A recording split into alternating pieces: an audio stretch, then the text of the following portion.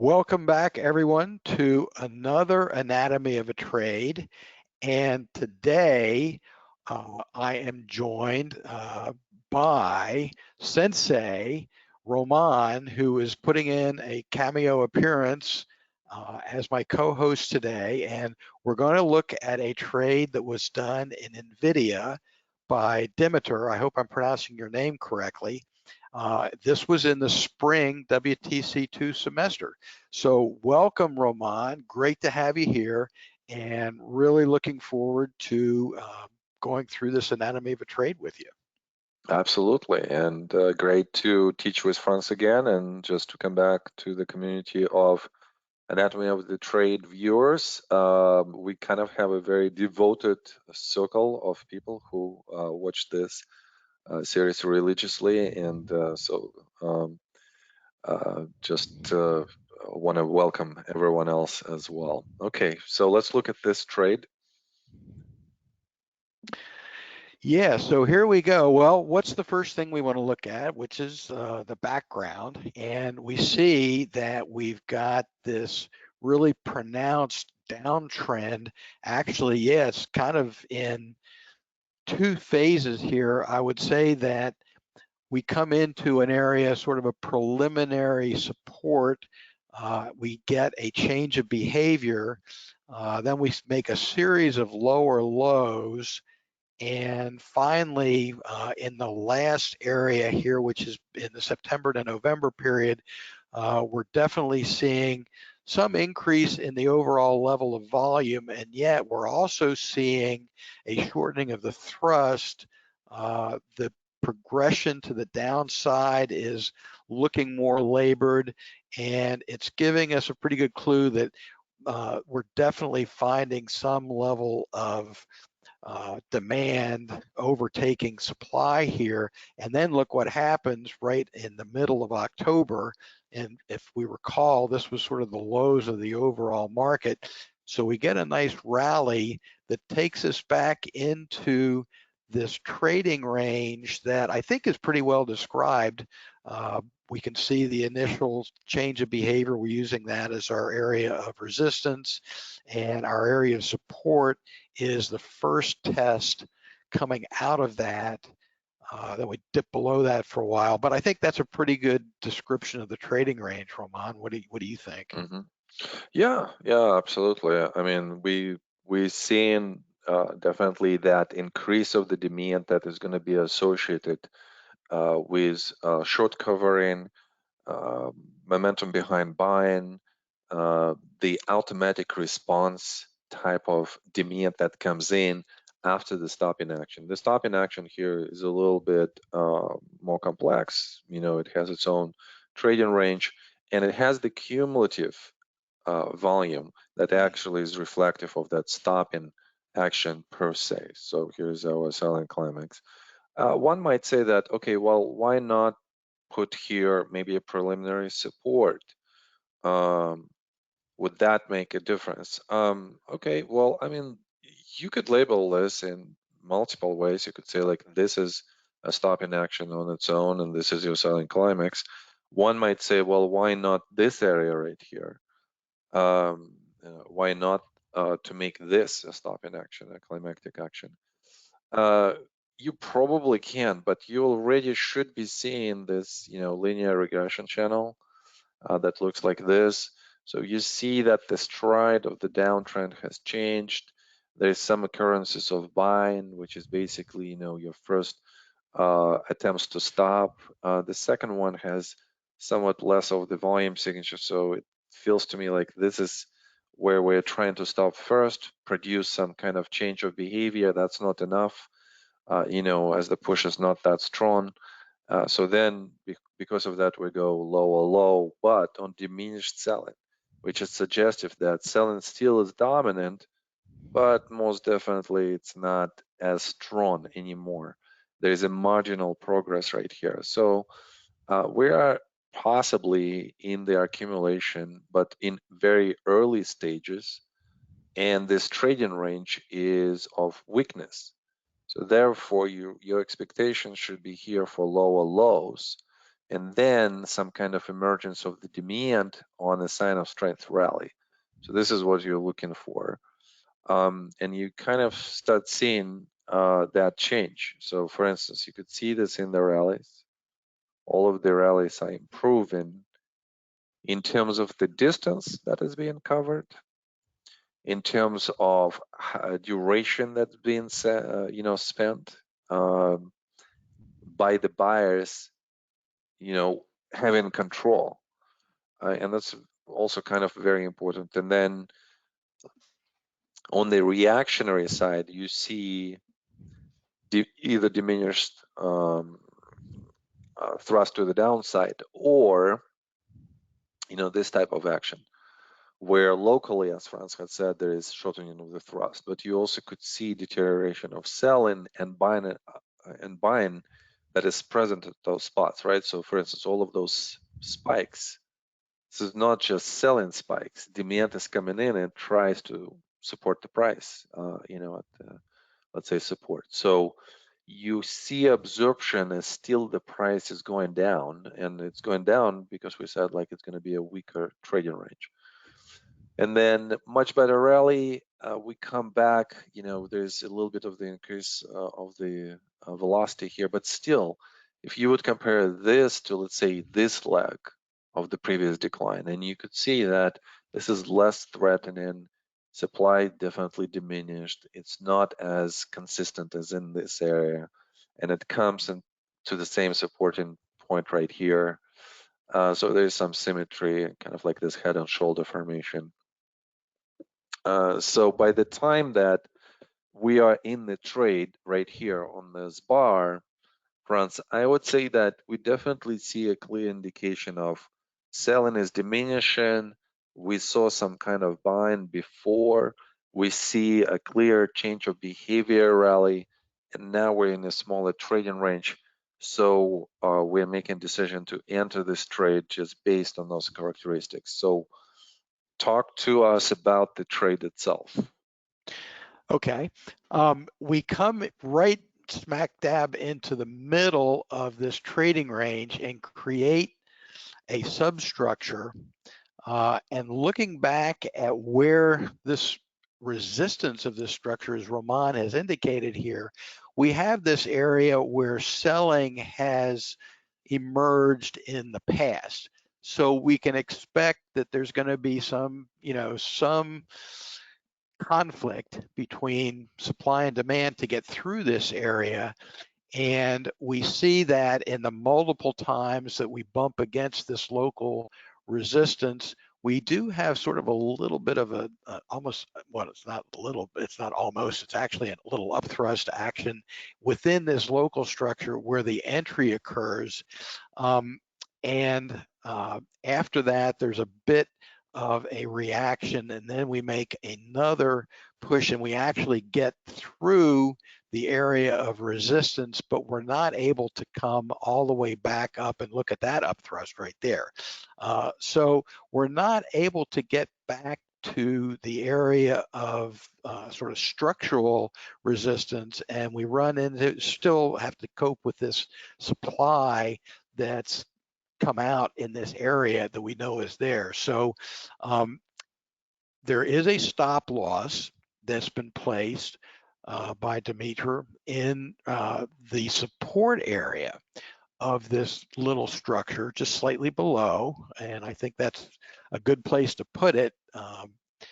But we do then, instead of having a breakout on this swing, we have one more dip down into support, and looking at the volume characteristics here, we see a decline in selling as we go back down until those last two, well, it's actually 3 bars that come down, and then there's no follow through to the downside. And here is really looking like phase C to me. Roman, what do you think? Mm-hmm. Yeah, pretty interesting reaction here. It's just the depth of it, right? So it takes the liquidity below the support right here, just with this bar and with this bar right here.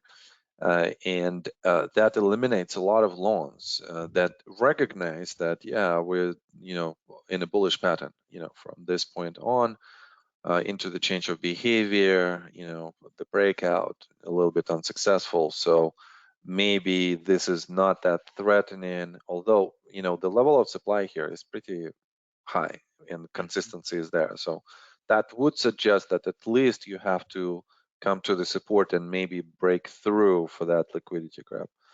And I think that if you would think about the global structure here and that statement that we said, this is a weak trading range. So the character of the weak trading range is going to be your lower highs, lower lows into phase C.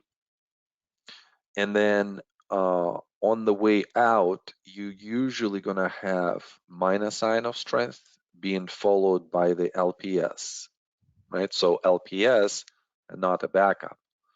Why? Well, because again of that element of weakness in the trading range. So with that, you kind of see that you have a lower high, slightly lower high, lower high. So kind of like that pattern is there. Lower low, lower low, lower low. This is the change in the structural behavior, higher low. And in itself, when you are expecting, the weak trading range structure to develop, you're gonna kind of anticipate that minus sign of strength right here. It overcomes the intermediate level of resistance, which acted before as the support. So that's number one. Then you see this bar right here, that, and this whole level is important because of the breakdowns. And here is a couple of nuances here. If we would have had the price overcoming this from the first attempt, this would be stronger. And Mhm. that would be suggestive that maybe after the same type of consolidation, we might actually up thrust right here. And then the future reaction would be less. But because of how it stopped here, right in the bottom of this bar where the selling has occurred, this was, intensive selling on both of the bars. We kind of concluding that the weak structural, structure is still developing. So therefore, last point of support, maybe even a deep one. And you look at the character here, and yeah, supply is there, but then it really goes low. And as Franz described here, no follow through, no supply, no sell in. You kind of like in this below support at the liquidity grab. I think that the bigger mistake here than the entry itself here was not following through on this trade next. So, and there are so many opportunities to enter this trade here, even on the breakout right here, because you start recognizing not only that demand is dominant, like behind it, consistent increase in volume signature on both of the rallies, consistent decrease of the supply. Yes, it's a weaker trading range, but everything develops pretty logically. So then to the question of labeling, now that you know the bias. So the bias comes first before labeling. And now that you want to label this, Franz, I think it's pretty difficult one. First of all, it's kind of like all this downslope. So I would be thinking of this trading range as like this. And I would Mm. say that this rally right here is definitely extension above the resistance, so therefore sign of strength. This is a backup, but I would label this as a last point of support. Why? Because on the horizontal level, it comes really, really deep into the trading range to the support. So my preference would be the last point of support. But on the downsloping, definitely a backup. So then that makes a lot of sense. From that, anything that is testing, and we're seeing that progression, phase C, and Mhm. again, this would be a very complex spring type of trading range that is downsloping by itself. And it has its own phases here, phase A, phase B, phase C, and then so on and so forth. So then from here, we come the test for be at the bottom, at the top, and some kind of stopping action around this area right here. So maybe it would say like this is phase A, phase B, phase C, phase D, something like this. What do you think? I like it. One of the things I've been thinking about while you've been going through this phase analysis is we always see a change of behavior as we're coming into the trading range, and then we see another change of behavior as we head out. Mm-hmm. And of course, to my eyes, the most obvious change of behavior heading out is that last upswing. And Mm-hmm. it's interesting that you've labeled or you've put the marker on the previous upswing. So what do you think about the change of behavior coming out of this structure, not necessarily the one coming in? Mm-hmm. I really like how the rally expands. So it definitely shows that there is that change of behavior of the rallies, of the demand. So the increase of the distance between all of the rallies makes a lot of sense. But let's say like the second rally and the first one didn't really break anything, that significant. This area right here is populated with some selling and buying. So this is one of like the heavy volume type of areas. So we've overcome this level right here on the rally number 3. And I think that's of the significance, that's that change of behavior that we're talking about. And then obviously the change of character in the price structure comes after the confirmation that the reaction has no follow through below one of those stopping points. And then the price resumes up. So the change in the character of the price structure comes, and this is a very, very high probability area for point of entry because your accumulation story is confirmed. So, and that's why I think that the maybe like a bigger mistake rather than let's say entry here and then we are forced to get it out. I mean, the solutions here, Franz, I would be thinking that first of all, if your story about accumulation still stands at this point of the stop loss, and your risk allows you to maybe think about 2 stop losses away, like 1 stop loss away, and then here's that big true range bar, Yeah. and then this is your second stop loss right here. I know it comes close, but I mean, like if you're a true believer in your Wyckoff story of accumulation, then your stop loss probably should be somewhere here. So that's one solution. The second solution, okay, well, we produced a loss. This is the loss by the system, means that, okay, maybe on this trade, we lost minus 2%. Maybe this was just a probe position and we just lost maybe like 0.5% or maybe like 1%, something like this. But then you come back and you recognize that this could be the takeoff to the, much better leg up, better than this one. So this is a really good risk reward ratio at this, point of entry. So I think this is mistake on its own. And I don't know, maybe Dimitar would have that trade afterwards, but I would emphasize this in my post analysis, Franz. And actually, I'll be a bit of a spoiler here. When we get into his feedback loop, he does recognize that. So good Okay. catch there. Yeah. Okay. Absolutely. I failed to consider, where is this? Uh, I think it's the first one. Continue to monitor the trade. Excellent opportunity to re-enter was missed at the Mhm. start of January. Yeah. That's Yeah. spot. So it's great that Dimitar recognizes this. And that's why, we do the post analysis. It's for Mhm. this type of, points of awareness where it's awareness after the fact, obviously, but it's crucial as the first step for us in the change. So we need to recognize those. Yep. Yeah. Okay, Franz, so what about the post analysis? Well, bias, yes. Uh, would you agree, Roman? Absolutely, yeah. Uh, Timing, no. Would you agree with that? Yes, I would say that maybe just um, maybe I don't mind this trade here. I would probably still a little bit be cognizant a little bit about this situation here that it's a little bit weaker trading range. So you might have deeper, move down, so therefore a better stop loss. Or I don't mind even having a loss here. It sounds very strange, but okay, if I'm gonna recognize next this opportunity, I could make so much money here to cover for, let's say, 1% of loss here. So that's why I don't want to have like this emotional weight on that mistake. So to me, timing is just kind of like a question mark.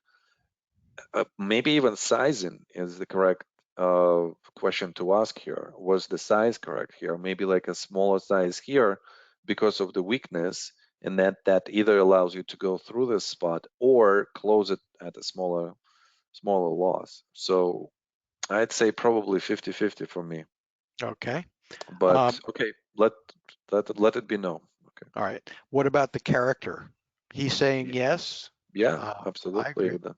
And we know, with the Mhm. benefit of hindsight, how strong Nvidia has been since January. So definitely Yes. the character is just Mhm. beginning to develop here. Point of entry. We've kind of talked about that. He does like the point of entry, and you're fine with that too, right? Well, yeah, because this is the bar that expands. I mean, it if we would be nitpicking here somewhat, even though there is an increase in the demand that we would like to see on the significant bar breaking, let's say some kind of triangle formation, we want to see actual commitment above the resistance, right? So above this point. So that's again, that goes to the discussion of like this shows weakness relative to this and relative like to the whole structure. And this is just a continuation of that weakness, where a significant bar cannot jump over the resistance. So therefore, there could be an argument here, is this a really good point of entry? And I would say like I probably would wait because it's weaker. So to me, again, this probably would be 50-50. This is 50-50. Mm-hmm. Like there might be an argument for either. Okay. Stop loss and trailing the stop loss. He did have a stop loss, so Mhm. I don't know why he's giving himself a no on that. I don't understand. Maybe because the stop loss was hit. I mean, like, I definitely would understand the logic here of known stop loss as maybe the placement for the intention of the trade was not correct, right? So if Okay. your intention for the trade was, let's say, like long-term swing position, where you would hold this position for a couple of months, 3 months, 6 months, then you should have a much more like away stop loss, two Mhm. support levels away. So here's your support number one. Your second support is just based on this bar, and as we said, comes really close, but it worked. It would have worked out in that case. If your intention is a short-term swing, then your stop loss would move according to the breakouts right here. So your exit would be on this bar much earlier if you're talking about like a very short-term swing. So yeah, I would probably agree with no, Franz, here that there could be a better stop loss placement, would have been thought through better through the intention of the trade. All right. Well, I'm going to go with 50-50 because any Mhm. stop loss is better than no stop loss. Absolutely. Well, yeah, there is no doubt that there was a stop loss. Yes, absolutely. Okay. All right. And Add-ons? add-ons, I didn't see an add-on, Yeah, I didn't see that too. but I Okay. didn't really see an opportunity for an add-on either. So I would just Mhm. say not applicable on that one. And same with trims. Yeah, sometimes people would keep adding right here. To me, this is a little bit close Yeah, by, it's close. to add, uh, especially again, in a situation where the structure is somewhat weaker. Hmm. So no trims, and then the exit. Well, exit was done by the stop loss, so I mean, technically, a correct thing to do. Hmm. Yeah, okay. So, what about the mistakes and best practices feedback loop? Um, interesting that Dimitar is mentioning his mindset. So he's saying fixed mindset on the timing. And I have to think about what what he means by that, but evidently it's something that, I mean, this self-awareness that we talked about in our process special is clearly at work here. So that's Mhm. really I like that. I like the fact that Yeah, he's and I and whatever I the mindset is. yeah, and I think that he is referring to this situation where the mindset is set. This has to be like the perfect point of entry. Otherwise, I'm not going to participate in the trade that I identified as a good opportunity and a good time to enter. And I remember my thinking, about some trades like this early on in my career as well.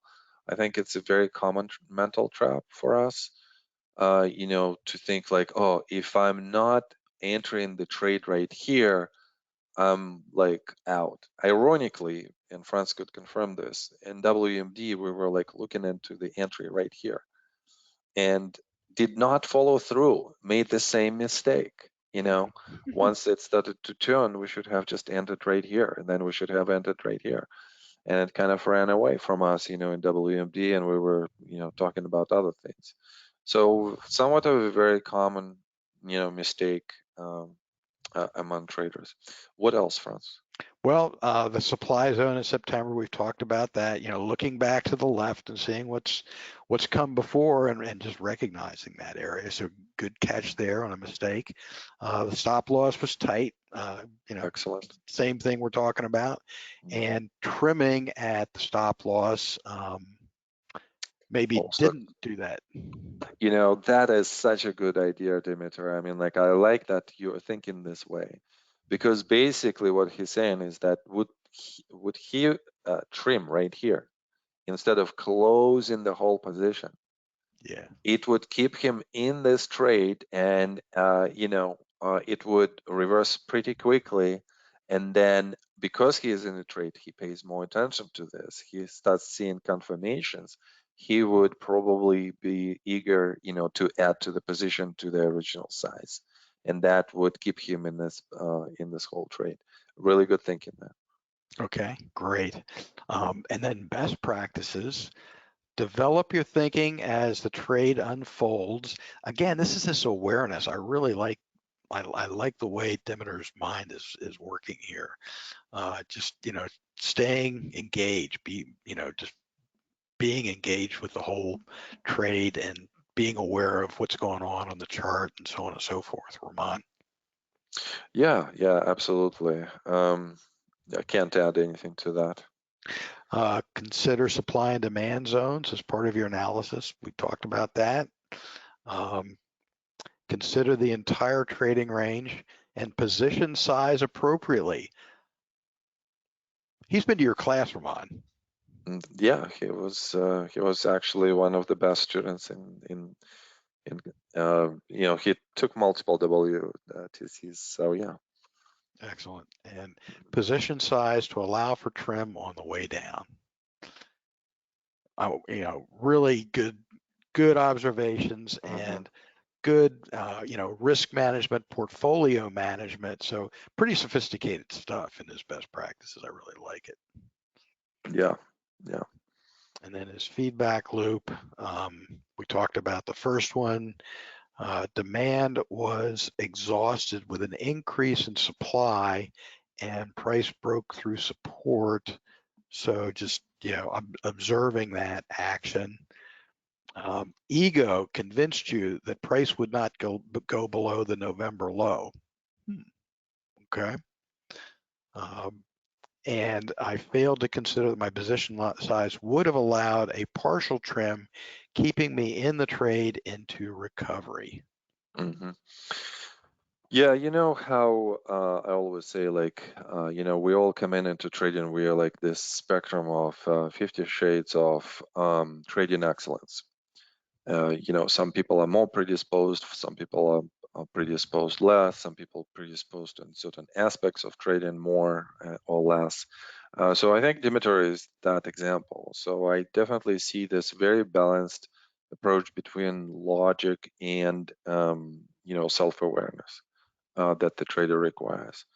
So because all of the statements are populated, with that, those awareness words that I usually seek for. So I think it's just a matter of like my general feedback, my general impression, Dimitar, and just knowing your progression through all of the courses that you have taken with us. Feedback loop, establish it to the point where that change actually comes, right? So keep repeating the feedback loop to produce that change. And I think that's going to be the next most qualitative jump for you. But other than this, just staying in the zone of excellence in terms of how you do the homeworks and how do you analyze all of your trades, and extracting the feedback loop changes, that's, is there. So that's the biggest part of the work. Just continue doing on such an excellent work, Franz. Great observations. One last thing, and I for purposes of time, maybe don't go through these, but his considerations on December 1st of 2022 when he's getting ready to get into the trade, and look at this really, really nice analysis that is going through, prior to the trade entry or in the process of the actual trade. So just really good documentation. And, this is the sort of journaling that just leads to improvement. So really, really nice work. So that's it for me, Roman. What do you think? Yeah, that's it for me as well, Dimitar. Thank you so much, and thank you guys so much. A little bit long of a long episode. I apologize. I was kind of like going into those moments of the analysis that just takes me away. So, but we'll try to make a shorter one next one. We're all sitting on the edge of our seat, Roman. You just keep on keeping on, man. All right. Thank you. We learned so much. We learned so much. So thank you very much. Thank you. Bye bye.